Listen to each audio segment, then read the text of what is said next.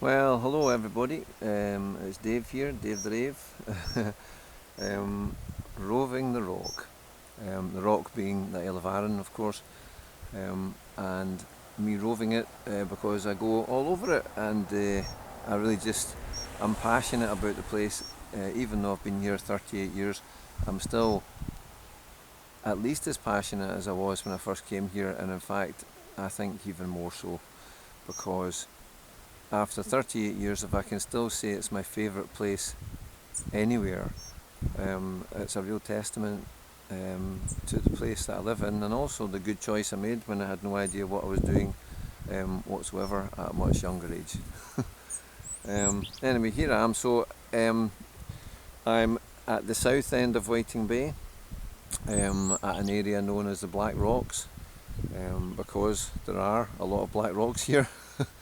And it's an area that always reminds me of Easter and September weekend. It has that kind of connection for me because it's a kind of rocky outcrop with some grassy areas on it, right at the very southern tip of the village. And when I came here in the 80s, we used to have so many young people coming before they discovered they could go abroad and get cheap flights and things. And so my memory is of just hundreds of motorbikes, in particular at Easter and September, the roar of them, countless motorbikes, and a lot of people used to camp up in this area. So it reminds me really, I don't know if I'd say it's Whiting Bay's heyday, but a different time from the one that we've got now, where youngsters really mostly go abroad, and it's more middle-aged or elderly people that come here, and also with much more money than they used to have. I load the cars on the ferry, and I would say probably the most common car that I'm loading these days is Range Rovers. There's just so many. They're big, expensive cars. Arran's much more upmarket than it used to be. So it's changed a lot since the 80s, but this place reminds me of the way it used to be, the Black Rocks. So I'm standing with a tripod and a camera, a little waterproof portable camera attached to it, and just filming Whiting Bay. So I'm just kind of tilting this now. I've never used a tripod before. I thought I'd try it today because it can get a really still image of things. My camera is not super zoom or anything, but at least it is waterproof, which means I'm not going to destroy it like the previous ones. And so I say that because if you're listening to this on the radio, all of my recordings for Arran Sound Radio are on my YouTube page and also my Facebook page. My YouTube page is about to be named Dave the Rave Roving the Rock, which is why I said that at the beginning. So if you were to search that, you would see images for these recordings that I put on the radio. And likewise, if you're on my YouTube page watching this, this is also broadcast on Arran Sound on Saturday and Sundays, currently at 7:05 in the evenings. So again, if you just search arransound.com, you'd be able to listen in. So I'm multitasking here again, so not for the first time. So what I'll do, just turn the camera around. I'm just panning around Whiting Bay while I'm talking. So the reason I'm out here today anyway, I would say it's an obscure reason, but in fact the obscuring isn't so much in the reasoning as in the practicality of why I'm out here. I'm out here to film a partial eclipse of the sun, and the moon is moving in front of the sun as I speak. It's 11 o'clock, so it's doing its maximum hiding of the sun right now. About a quarter of the sun, I'm told, is hidden from view behind the moon, and that's behind me. But looking behind me, and in front of me as well, if I just move this camera a bit, it's a cloudy sky, and there's no sign of the eclipse that I was hoping to see. So I'm just pointing at a Whiting Bay instead. Just have a look at that because It doesn't look like I'm going to see the eclipse, but never mind. That's the reason I'm out. I believe if you're up in Shetland and that kind of place and on the east coast, you're getting a good view of it, but not here today. Having said that, I've got a cracking view. I've got the whole of Whiting Bay Village in front of me, starting at Cooper Angus Caravan Park on the left, and then all the way around past Eden Lodge Hotel and the centre with all the wee shops and restaurants, and then up to Sam Braes and all the way around to the Holy Isle, and then if I go round and look over to about 3 or 4 o'clock on my right, in fact, to be honest, right round to directly behind me, I've got the mainland and the sea, and I can see right across to the mainland, so it is a clear day in that respect. It's just cloudy, but it's not really low cloud. There's a plane going overhead there. And I've got patches of blue sky above the Holy Isle, but not really where I want them today, which is where the sun is, so I think I'm on a loser with the eclipse. But anyway, the next thing I would say is that I'm actually doing fine. As you know, my wee dog Sally, Teenage Westie, passed away, and at the age of 16, and she was just having seizures, and it's the same old thing really with these dogs. It's a terrible story, but if you have to ask yourself just 2 questions really with a dog. I'm not going to labour this point because I've talked about Sally quite a lot already, but really just that, you know, if you can ask yourself if your dog is having a good day today, yes or no, and then simply if the dog is going to have a better day tomorrow and the days that follow after that. And if both of those answers come back no, then really you don't really have anything sadly more to think about, and that's where we got to with Sally. Dan and I did what anybody who loves a dog would do, and so the end result is, of course, I'm standing here alone and without the little dog. And sometimes I've done these little recordings without my best buddy, but it still feels strange not to have her around. And the main reason being because I spent all of my time on my days off with that dog, and she did likewise with me. So it's a big thing when you come across a massive change like that.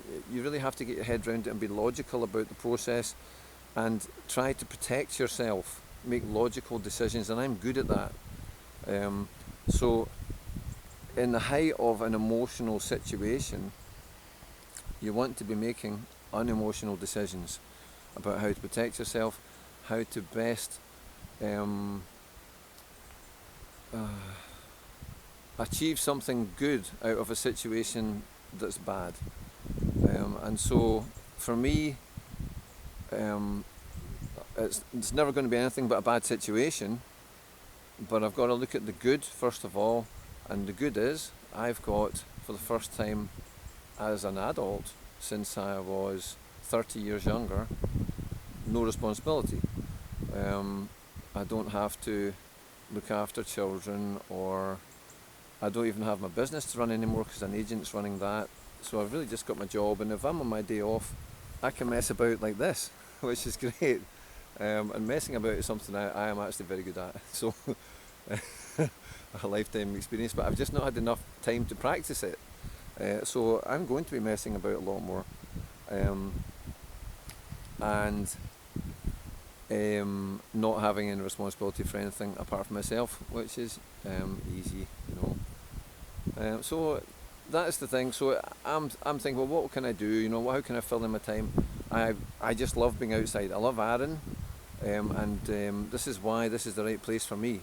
I don't really want to be entertained by a television or a cinema, you know, some kind of screen. I just love being outside. It's very simple, and it doesn't really matter to me very much what I'm doing outside. And Arran is just so beautiful everywhere, you know. I say this is the village I moved to 38 years ago, and I'm still standing here, honestly blown away by its beauty sometimes. I mean, I actually thank God for just putting me in this place sometimes, you know, when I see a sunrise or just, you know, the amazing gardens and beauty and even the architecture of some of these houses and the sea and our storm. It's just an amazing place.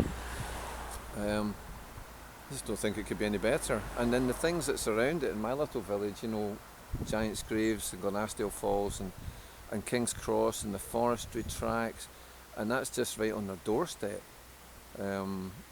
Just amazing. So that's for me what I can get out of it. I can get out of a situation, I can do more things, get outside and enjoy doing, go further afield. I could go, like for example, up into the mountains. I've really only been up Goatfell a few times, 3 or 4 times, 3 maybe, I'm going to say 4, and I've been to the Saddle, and that's all I've seen of those mountains. I haven't been on any of the rest of them because I've always had, like I say, responsibility, and so I'm intending to get up in those mountains a lot more.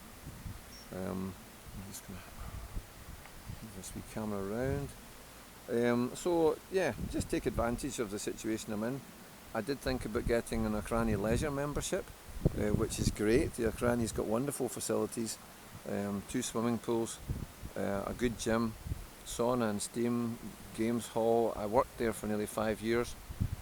It's amazing to have something like that in a little village like Brodick. But I'm going to hold off with the membership because I think that'll tempt me to be inside and not really doing what I can do, which is charging about the place. But anyway, so that's what I'm coming back to. I'm fine. If anybody was wondering if I'm fine, I am fine. I've been working for the last 5 days and it's been very busy because it's been a holiday weekend. So I've been out in the car park loading the cars for the last 4 days in a row out of 5. And I can tell you every single boat that I loaded was full of cars front to back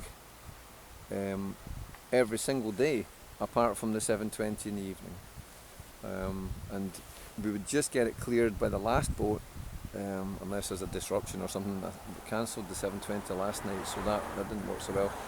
But having said that, even that one, we managed to use an extra mezzanine deck in the 440, so we cleared everybody who turned up for the 440. But it's just been so busy, and there have been several major changes on Arran in the last 10 years, maybe even 20, big changes. But one of them, I can go on about it another time, but one of them, since I'm talking about it, is just the number of cars, and myself included. People come to Arran with cars. The cars are so much cheaper. It's really seen nowadays as an essential part of going someplace for most people, whereas 30 years ago you just didn't really take the car hardly anywhere. Most people that came to Arran would come on foot, so that's a big change. And so we don't have any problem with foot passenger space, but cars, I don't know how many cars would come here if we had the space, and maybe we'll find out when we get the new ferry, and it might be a big increase. But in the meantime, that kept me very busy, so that was a good thing. So I had 1 day after Sally went, and then on my own, which was, to be honest, not a good day. And then I've had 5 of working very hard. 12-hour shifts is what we do. No complaints. That's what I've done for many years, and that's what I chose to do. And working with great people and being very busy and actually really having good days. So isn't this a funny thing? I'm standing here in good nick. I've had 5 good days. I've been busy, and I've looked after myself in that way. And that's really the point I'm trying to make. There are quite a few things. If you're in a position where you're a bit upset about something, it could be the death of a dog, or even just anything that's upsetting you, really, to be honest. I'm not even going to go through all the different things. There are several things you can do to make that better, and I am surprised how well I'm doing despite the situation that I'm in, how much I miss my dog. I'm actually doing fine. So, one of them, of course, I've just said, is to keep busy. Just distract yourself in that way, you know. And another one is to get outside, which is what I'm doing just now. And also get some exercise. So it releases endorphins in your body when you do exercise. It's the feel-good drug of the body. It's designed to mask any discomfort you have if you're doing quite hard exercise. Maybe you're hunting or you know, traveling a long way as an animal, you know, and so it just makes you feel better.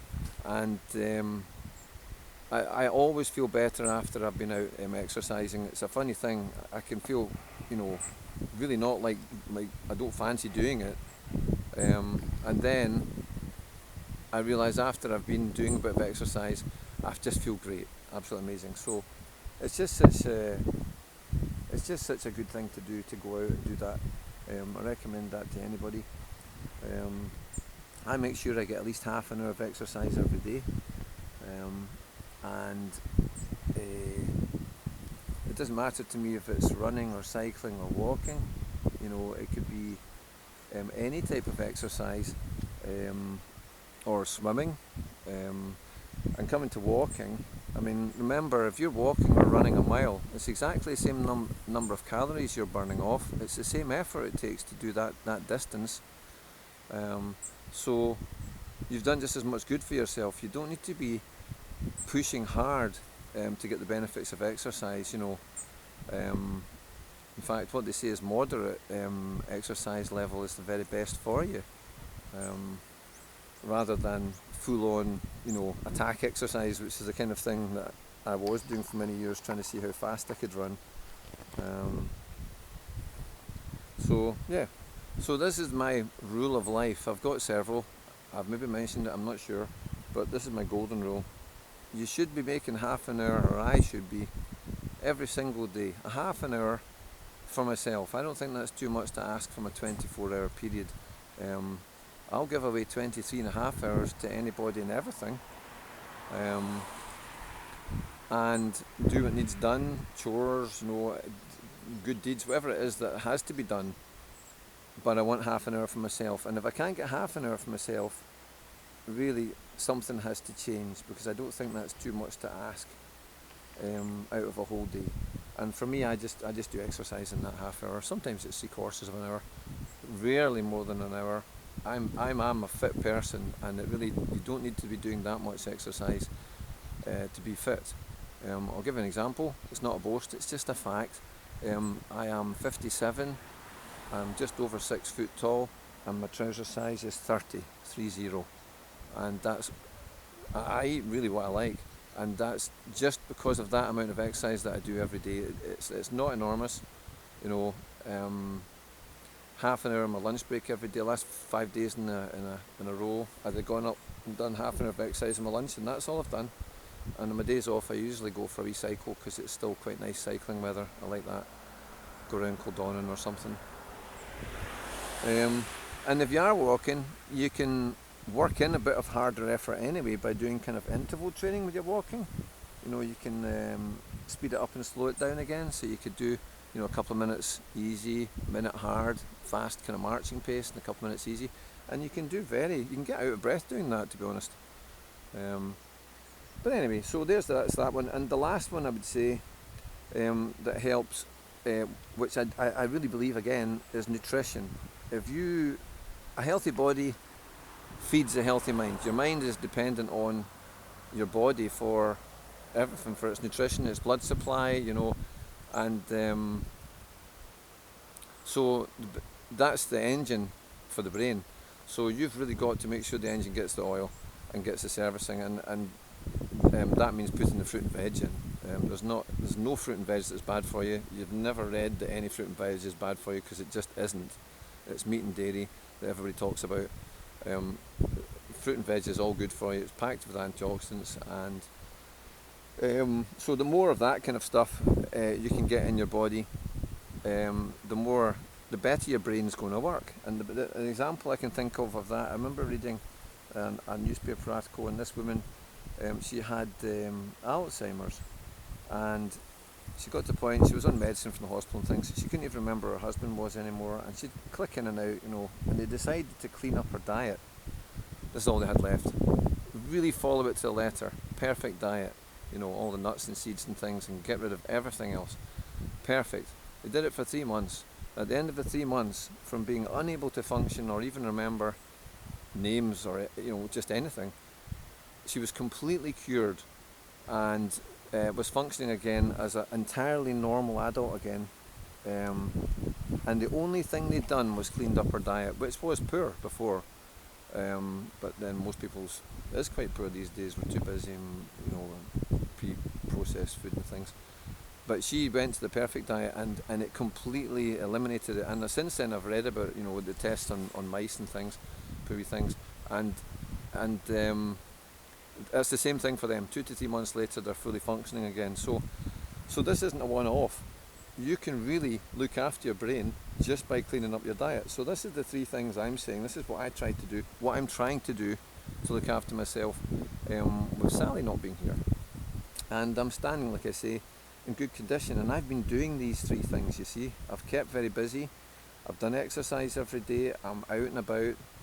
My nutrition is really the best it's ever been in my life. I've tightened that up all the way through in the 20 years that I've been running for, because I like to run fast, so I've looked after myself that way. So I'm strong. I'm this crazy mixture of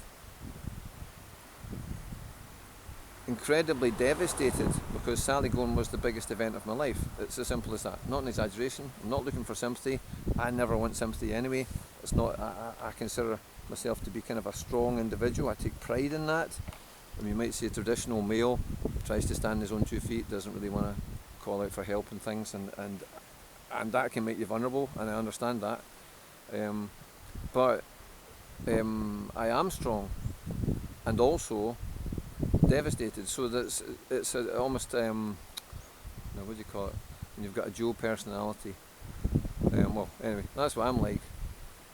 Floored and entirely able to stand upright, no problem. And for me, I think that's what it is. I'm looking after myself. I'm making these sensible decisions with nutrition, exercise, and controlling what I think. Making sure I don't wallow, in grief and enjoy the good things.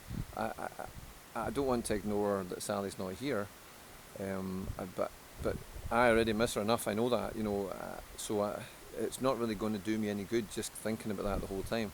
So I'm being disciplined with these things, and in honesty, I've had 5 decent days, and this is at work, and this is me off, and I'm having another decent day. I'm enjoying being here. And I think that Arran's very good for my mental health in any case, just because there are so many amazing places to go.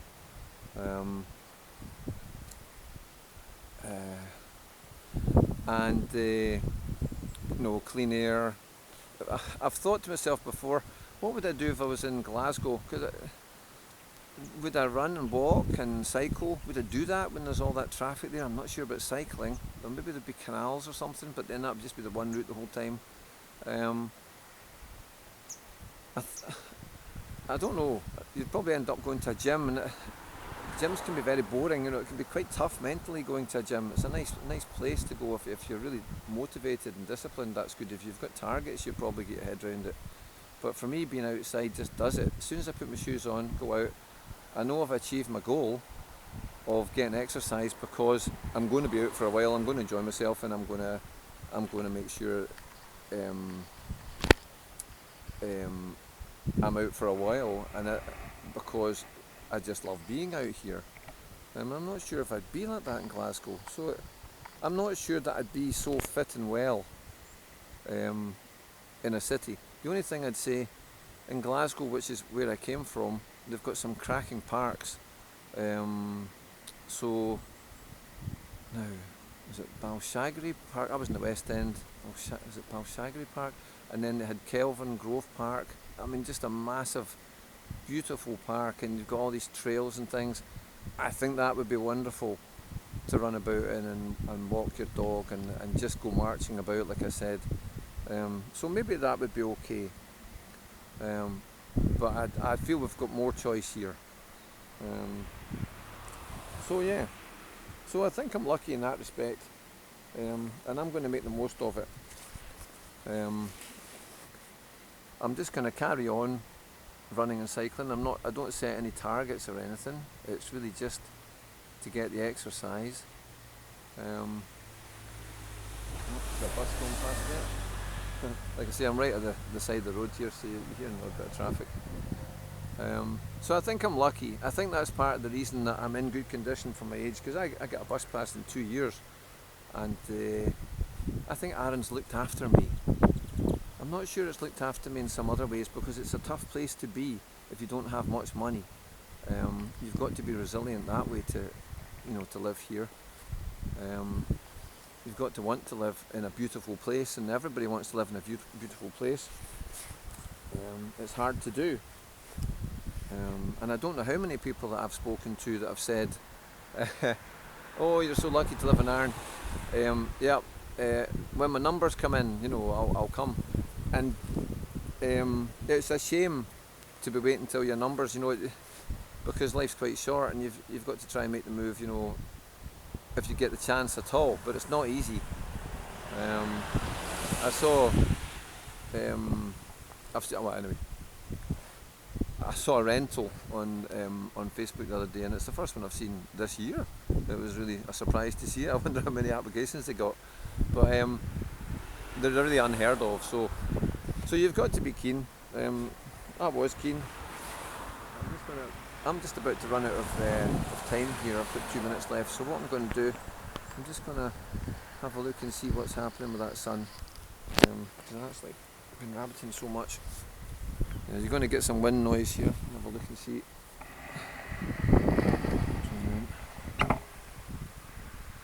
No sign of it. Still behind the clouds. So it was a fruitless task. Well, hopefully somebody's seen it somewhere. I did see in the news that they've got this telescope from, I think it was 1897, that they're using to keep an eye on it, and there's a live stream on it. So I guess people will see it on that. I wasn't sure why they were using an 1897 telescope right enough. I thought they would have had a more modern one than that. But good on them for building such an amazing piece of equipment such a long time ago. No, there's no sign of it there. We're not getting an eclipse here. And I haven't noticed any drop in the light levels either. That's the other thing.